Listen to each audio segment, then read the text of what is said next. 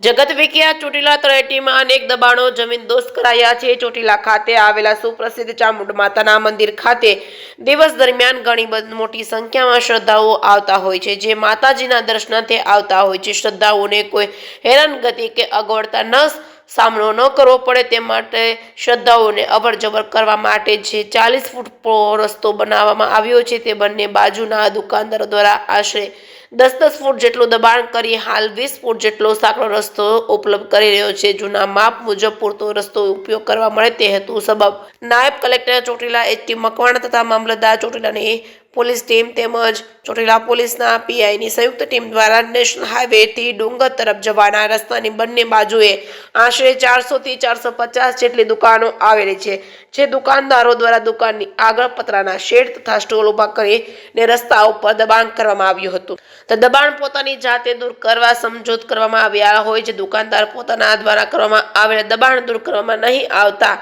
નાયબ કલેક્ટર ચોટીલા તેમજ મામલતદાર ચોટીલાની સંયુક્ત ટીમ દ્વારા દબાણ હટાવવા અંગેની ઝુંબેશ હાથ ધરવામાં આવ્યું છે।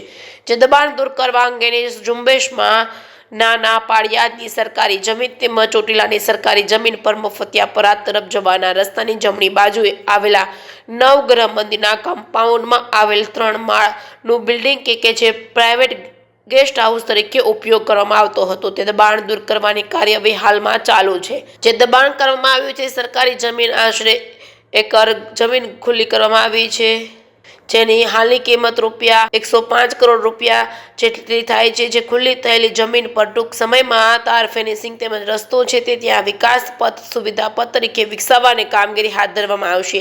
સરકારી જમીનની જાળવણી કરવા અર્થે વિગતવાર કાર્યક્રમ જાહેર કરવામાં આવશે। જે કે સાથે મહેશ ઉતરિયા, સુરેન્દ્રનગર।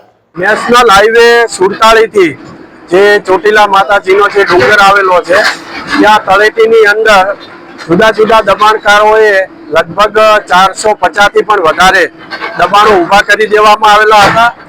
આ રસ્તો છે એ રસ્તો 40 ફૂટનો જે તે વખતે મૂકવામાં આવેલો હતો, જેથી કરીને જે યાત્રાળુઓ આવે છે ડુંગર ખાતે, ત્યાં યાત્રાળુઓને કોઈ તકલીફ ના પડે, અવર જવર કરવામાં મુશ્કેલી ના પડે અને જ્યારે પૂનમ જેવો જે તહેવાર આવતો હોય છે ત્યારે મોટી સંખ્યાની અંદર યાત્રાળુઓ ઉમટી પડતા હોય છે, તો ત્યારે એમને ટ્રાફિક ના નડે અને સરળતાથી દર્શન થઈ શકે તેના માટે આ 40 ફૂટનો રસ્તો મૂકવામાં આવેલો હતો।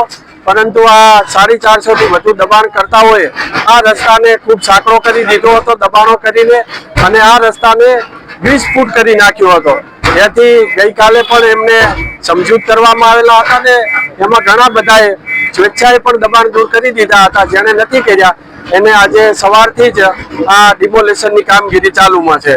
શું કાર્યવાહી આગળ થશે?